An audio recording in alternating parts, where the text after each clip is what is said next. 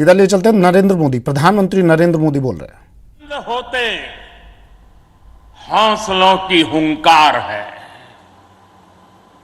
आजादी के आंदोलन में हमारे स्वतंत्रता सेनानियों ने जिस सक्षम, समर्थ और शक्तिशाली भारत का सपना देखा था, उसी एक सशक्त तस्वीर आज हम यहां देख रहे हैं। विक्रांत विशाल है, विराट है, विहंगम है। विक्रांत विशिष्ट है, विक्रांत विशेष भी है। विक्रांत केवल एक युद्धपोत नहीं है, ये 21वीं सदी के भारत के परिश्रम, प्रतिभा, प्रभाव और प्रतिबद्धता का प्रमाण है।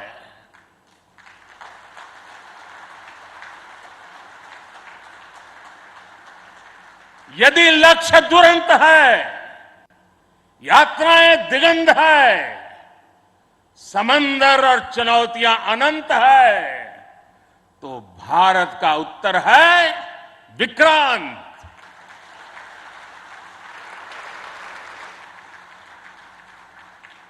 आजादी के अमृत महोत्सव का अतुलनीय अमृत है विक्रांत। आत्मनिर्भर होते भारत का अद्वितीय प्रतिबिंब है विक्रांत। ये हर भारतीय के लिए गर्व और गौरव का अनमोल अवसर है। ये हर भारतीय का मान, स्वाभिमान बढ़ाने वाला अवसर है। मैं इसके लिए हर एक देशवासी को बधाई देता हूं। साथियों, लक्ष्य कठिन से कठिन क्यों न हो, चुनौतियां बड़ी से बड़ी क्यों न हो, भारत जब ठान लेता है तो कोई भी लक्ष्य असंभव नहीं होता है।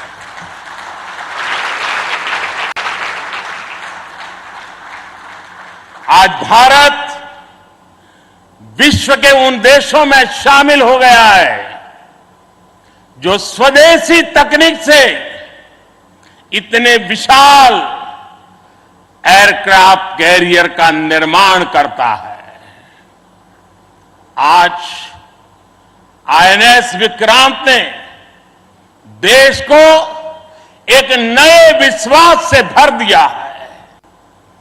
देश में एक नया भरोसा पैदा कर दिया है। आज विक्रांत को देखकर समंदर की ये लहरें आह्वान कर रही है, अमर्त्य वीर पुत्र हो, अमर्त्य वीर पुत्र हो, दृढ़ प्रतिज्ञ सोच लो, प्रशस्त पुण्य पंथ है, प्रशस्त पुण्य पंथ है। बढ़े चलो, बढ़े चलो, बढ़े चलो।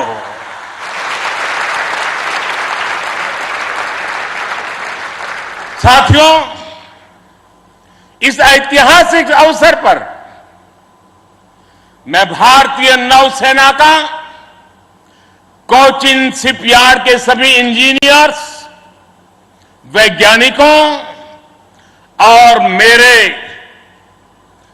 श्रमिक भाई बहनों का अभिनंदन करता हूं, जिन्होंने इस सपने को साकार किया है। केरला की पुण्य भूमि पर देश को ये उपलब्धि एक ऐसे समय पर मिली है जब ओणम का पवित्र पर्व भी चल रहा है। मैं सभी देशवासियों को इस अवसर पर ओणम की हार्दिक शुभकामनाएं भी देता हूं। साथियों, आईएनएस विक्रांत के हर भाग की अपनी एक खूबी है, एक ताकत है, अपनी एक विकास यात्रा भी है। ये स्वदेशी सामर्थ्य, स्वदेशी संसाधन और स्वदेशी कौशल का प्रतीक है। इसके एयरबेस में जो स्टील लगी है, वो स्टील भी स्वदेशी है। ये स्टील डीआरडीओ के वैज्ञानिकों ने विकसित किया, भारत की कंपनियों ने प्रोड्यूस किया। एक युद्धपोत से भी ज्यादा एक तैरता हुआ एयरफील्ड है, एक तैरता हुआ शहर है। इसमें जितनी बिजली पैदा होती है, उससे 5000 घरों को रोशन किया जा सकता है। इसका फ्लाइट डेक भी 2 फुटबॉल ग्राउंड के बराबर है। विक्रांत में जितने केबल्स और वायर्स इस्तेमाल हुए हैं, वो कोची से शुरू हो तो काशी तक पहुंच सकते हैं।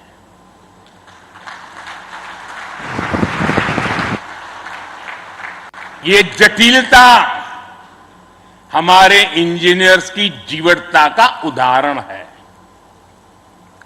मेगा इंजीनियरिंग से लेकर नैनो सर्किट्स तक पहले जो भारत के लिए अकल्पनीय था, वो हकीकत में बदल रहा है। साथियों, इस बार स्वतंत्रता दिवस पर मैंने लाल किले से पंच प्राण का आह्वान किया और हमारे हरि जी ने भी इसका उल्लेख किया।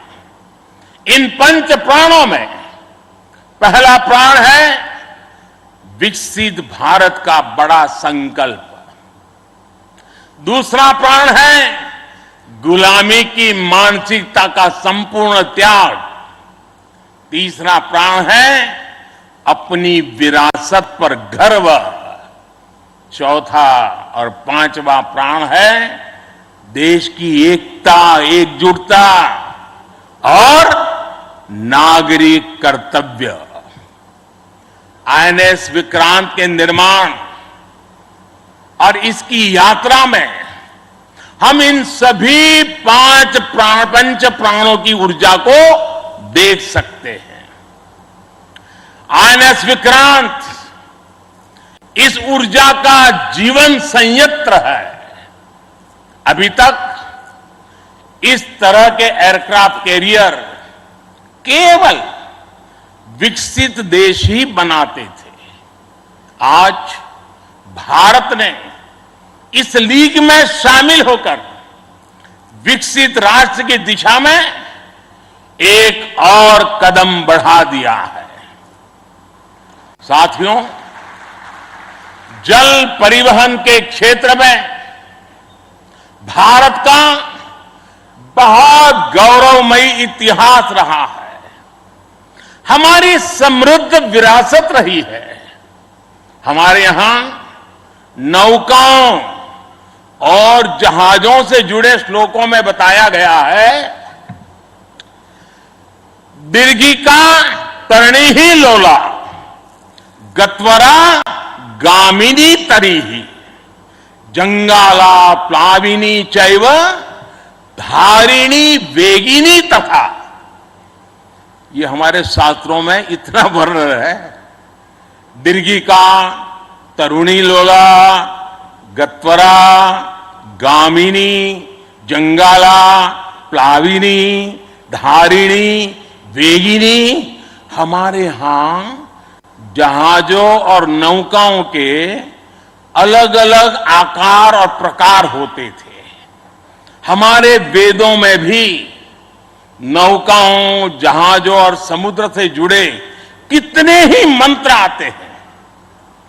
वैदिक काल से लेकर गुप्त काल और मौर्य काल तक भारत के समुद्री सामर्थ्य का डंका पूरे विश्व में बजता था। छत्रपति वीर शिवाजी महाराज ने इस समुद्री सामर्थ्य के दम पर ऐसी नौसेना का निर्माण किया जो दुश्मनों की नींद उड़ाकर रखती थी।